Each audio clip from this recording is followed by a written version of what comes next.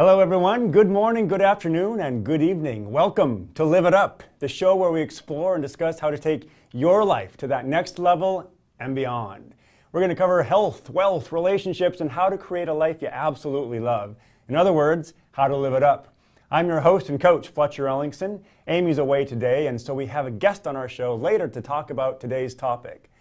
As a reminder, if you have questions that you would like us to address on or off the air, you can send them directly to me at fletcher@fletcherellingson.com. Okay, let's get to today's topic because it's one that I really love. As I've spent time working with people, I've noticed that most people have a desire to live in a way that will make a difference for others. Maybe it's a difference for their family, or maybe it's a difference for the elderly or their community. Maybe it's for animals. Whatever it is, people have a desire to make a difference for others. Another way to look at it is being a blessing. And I love the imagery of being a blessing. If I was to define it, it would be words or actions that display favor, mercy, or benefit, the lifting up or elevating of another. If you're a blessing, it would result in another person feeling empowered or feeling that their load or burden has been lightened in somehow. They would feel noticed for and cared for. They would feel like a difference has been made for them. And when you're a blessing to others, it's a win-win situation. They feel good, you feel good, and likely you'll have set off a chain reaction of blessings. I'll give you an example. I was up in Fairbanks, Alaska, a few years ago on a business trip. And I was there staying in a hotel. I'd gone to the grocery store that morning to get my green Odwalla drink. And I was in line. I was the second person in line. The person in front of me was being rung up.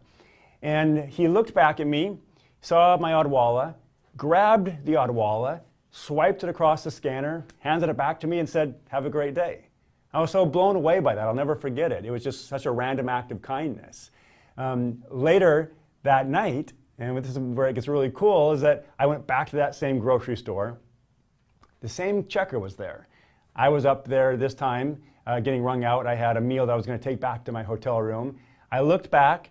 There was a guy who also had a meal, looked like he was getting something to go. And I grabbed his meal, swiped it across the scanner, handed it back to him and said, "Have a great night." He was in turn floored and just like, "Whoa, thanks, that was so cool." So, what happened in the morning had this ripple effect in the evening. And what I love about the story, it was the same checker. So he was just like, "What is going on here?" He just thought that was so cool. So sometimes when I work with people, it's clear that they want to be a blessing, but they're not quite sure, or they may be waiting for a specific time in their life when they can. They may be waiting to be less busy, or when they have more money, or when they get out of college, or more experience. But I want to remind you that tomorrow's not promised, and you can be a blessing right now. You don't have to have money to be a blessing. You can volunteer time. And if you don't have extra time, you can make a phone call and bless someone with your words simply by acknowledging them for who they are to you. You can appreciate them just out of the blue. You don't have to wait for a birthday or Father's Day. You could just call them up or send someone an email, or better yet, send someone an actual letter in the mail. What a cool surprise to get an actual mail that's not a bill, but a letter of love and connection. And if you don't have time for that, hold the door open for somebody. Take their shopping cart back. Let somebody go in front of you in line. There's so many ways to be a blessing. And today we're going to talk with somebody who is being a blessing in the community of Chelan. I want you to hear her story. It's very inspiring. So stay with us right here and come on back to Live It Up.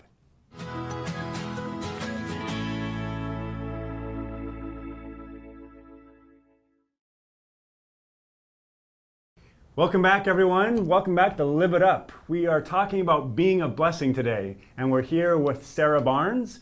Welcome, Sarah. Hi, thanks for having me. Yeah, you bet. Sarah is from the Chelan School District, right?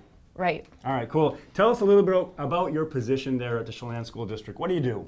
Well, I'm a school and community liaison, and that just means that I help connect at-risk students to community resources, come in crisis, just anything I can do to decrease stress and help them have a better experience at school, K-12.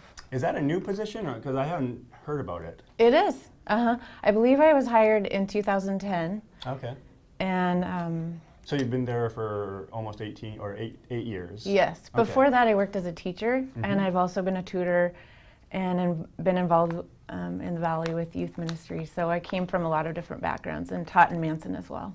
Was this a position that you wanted to create, or was this something that the school district came to you with? They posted the position, Oh, cool. but I had already been doing a lot of the work as a volunteer. Okay, great. Well, so we're talking about being a blessing today, as I talked about earlier. And the reason I asked you here is because I heard about your work, and I thought, very cool, sounds unique, and it sounds from the people I've talked with anyways that it's really making a difference for other people. And so tell us a little bit, tell us about the vision that you had for this, first of all.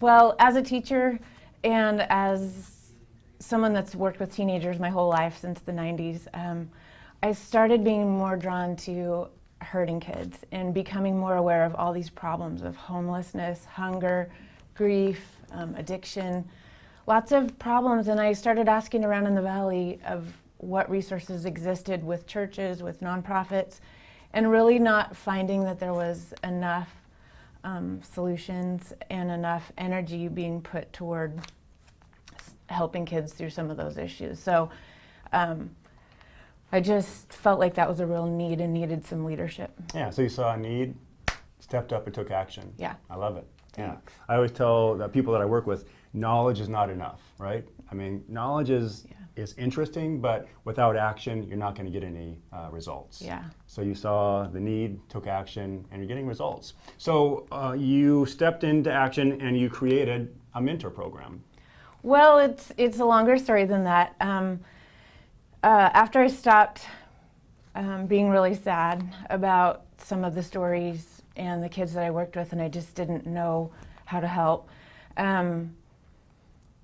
I received a donation one day. I'm kind of a person of faith, and I had prayed this kind of private prayer and said, hey, God, give me a sign if I'm supposed to help hurting kids and move out of the field of teaching. A week later, I received a check for $5,000, and that was pretty weird. But I started using that money. I started trying to find people. I knew I wasn't the only one that cared. I just didn't know who my people were and had to find my tribe. So I started talking to people, talking about the problems I saw. That work kind of started in a church, but it moved toward a nonprofit. And we started a nonprofit and we lived under Chelan Valley Hope for a while. And then we joined with the Teen Center, and I found Jackie DePauli and Travis Farrar and all these great people, Cindy Knight, and that evolved into a nonprofit called Thrive Chelan Valley, and we exist to serve youth and help them reach their full potential in Chelan and Manson. Yeah, a great organization. I'm familiar with it. They're doing really cool work. Yeah. Now, and then you developed a mentor program, correct? Yeah, sorry. So we run the Teen Center. We have an immediate needs fund that helps kids in crisis with basic needs, dignity items, clothing, food, those kind of things. And then I run a peer mentoring program in Chelan schools and started the adult mentoring program. We launched that in September. Nice.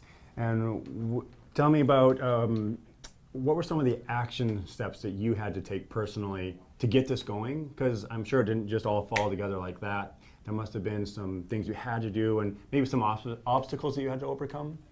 Oh yeah.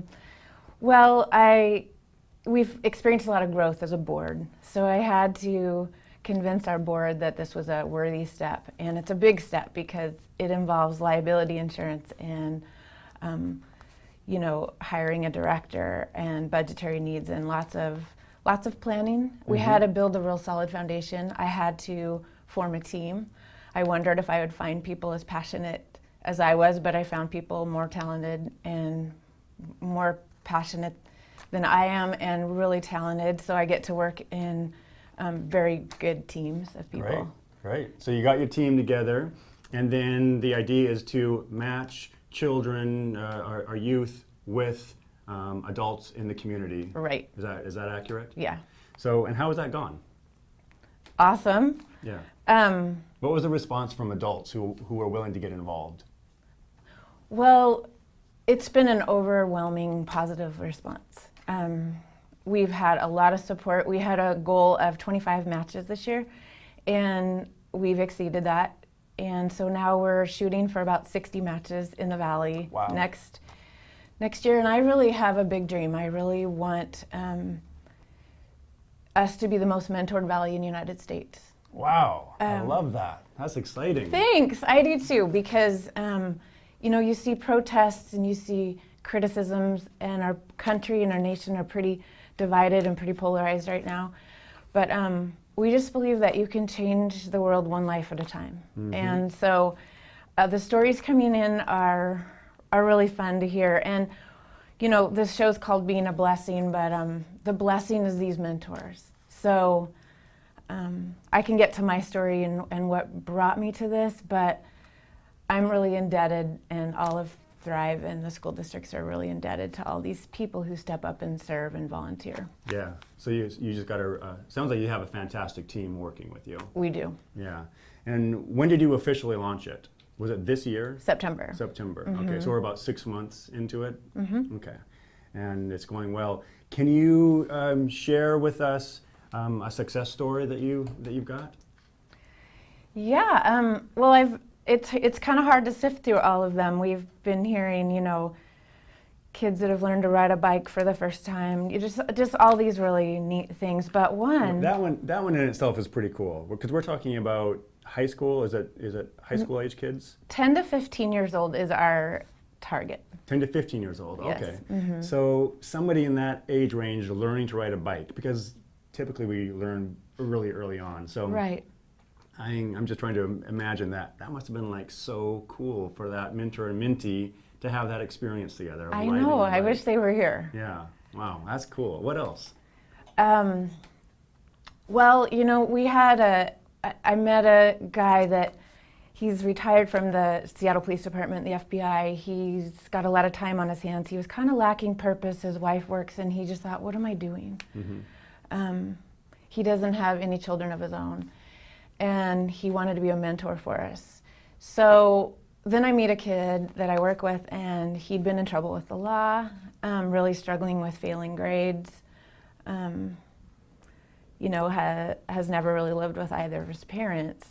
So I said, hey, how would you feel about having a mentor? And he said, sure, I'm down.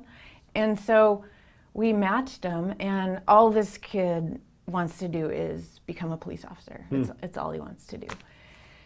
So it's just been so neat. And so the blessing for the adult is, he said, for 30 years I threw kids in jail, and I wished that I could have gotten to him because I knew that I could help him, but all I could do was throw him in jail. And now I'm able to help this student. And for the student, he's brought his grades up. He has a learning plan to become a police officer. Wow. He's, working on doing ride-alongs, and just, it's fantastic. That is exciting. Mm-hmm. And just like we were talking about earlier, when you're a blessing or experience a blessing, it's a win-win situation, and there is a ripple effect. So we're going to hear more about that ripple effect in just a minute. We're going to take a short break and then be back with one of the mentees who's going to tell us a little bit about how this program has affected him. So stay tuned. We'll be right back.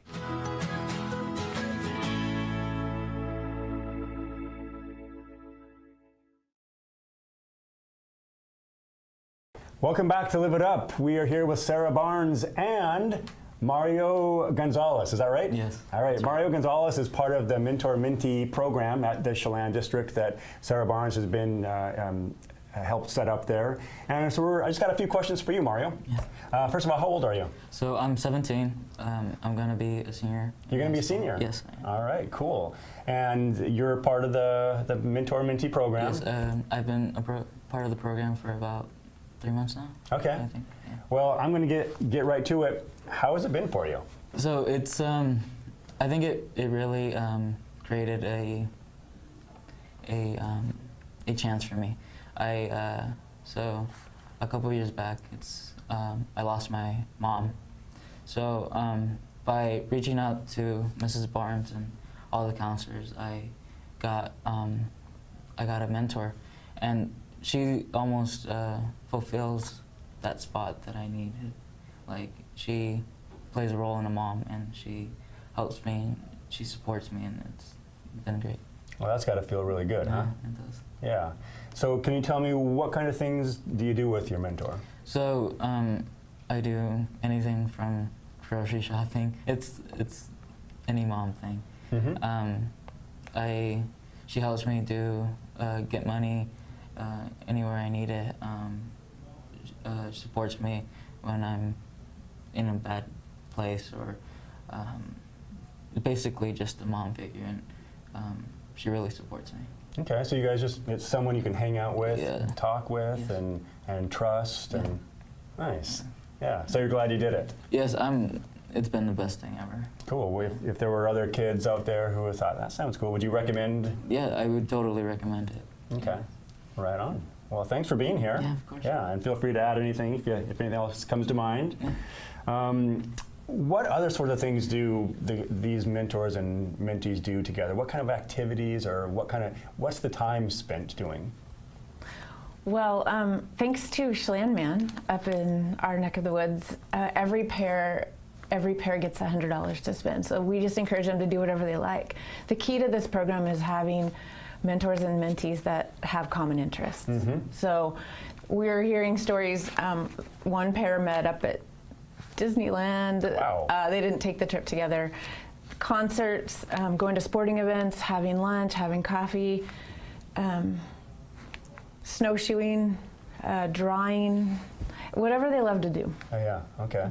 Mm-hmm. And is it a year-long process? Is that what it is? Yes, we do ask for a minimum of a year commitment, Yeah. and 4 hours a month to spend And 4 with their hours a mentee. month? Yeah. Okay, so Mario, every month you're spending at least 4 hours a month Yes. with your mentor. So for me, it's mostly every other day, since we live close, and it's Oh, just okay. in Chelan Valley, so I almost see her every day. Wow, Yeah. that's pretty special. Yeah, that is. That's really cool. Okay. Hey, are other schools doing this? Not that I know of. I guess I can't speak to that too much. I know that there are a lot of mentoring programs like Big Brother, Big Sister. We follow a couple other programs in Oklahoma, and mentoring is definitely popular nationally, and recognized as a very effective way. The data is undeniable about lowering depression, lowering suicide, lowering drug and alcohol use, increasing satisfaction, and I think the unique thing that we have going on in the Chelan Valley is the partnership. We are really strong partners with Lake Chelan School District and Manson School District, and our director works out of the school a couple days a week. The referrals and the matches have the help of the counseling staff. And so there's just a continual exchange of information and connection. And I really feel like that's what makes it work. Gotcha. Or even seeing mentors meet with counselors with their mentee to Wow. determine career paths and things like that. Wow, that's significant. Yeah, I feel like that's our X factor. Yeah. And was that something that you envisioned happening, or did that just kind of naturally evolve out of it? Well, yes, I envisioned it because I'm a school and community liaison. So what I see is we have all these resources in our community and kids in need. And so I try to bring the resources of community to the kids. And so I created this program as a way to help me do my job. I didn't mention before that these are some of the best moments of my life. That's why I wanted to do the program. The first time I ever took a girl out to breakfast and spent $20, I thought that's the best $20 I've ever spent. Yeah. So I'm trying to multiply that capacity. I was just going to ask, on a scale of 1 to 10, how fulfilling how fulfilling is this? How does it make you feel? Well, awesome to see the dream and the vision that took me years and others years to actually implement. I have a lot of joy from hearing these stories. It's a little sad at times because I'm not mentoring myself right now.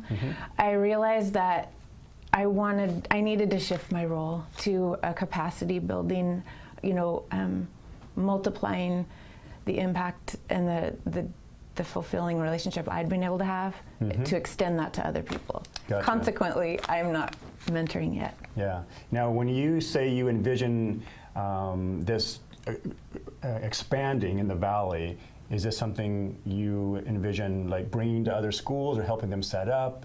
Tell me a little bit about that. I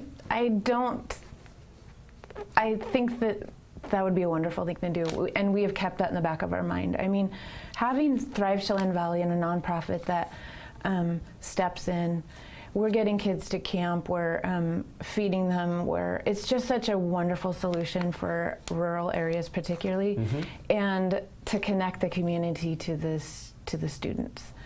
So I think it should be in every town in America.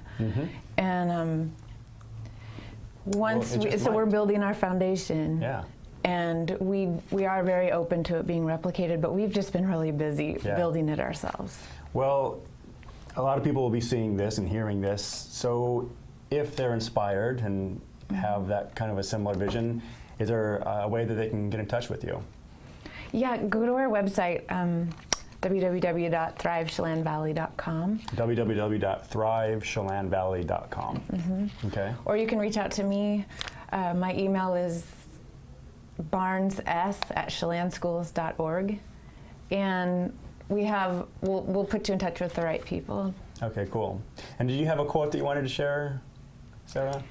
Well, Mario, I talked to your mentor yesterday. Oh, really? And I just kind of asked what this has been like for her, and she said, Mario is a great kid, and I see amazing things happening to him.